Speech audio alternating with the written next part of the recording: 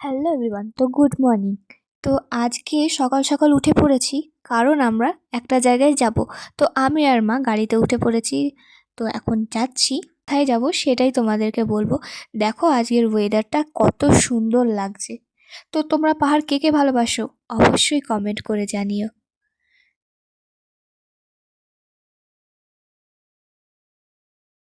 দেখো কিরকম ঝুলে আছে, কি সুন্দরভাবে।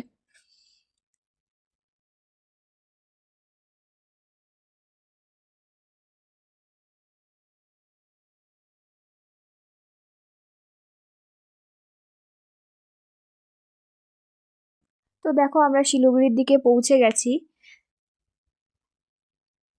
তো এই আর্মি ক্যাম্পে সব সময় বাদর থাকবেই, দেখো আজও আছে।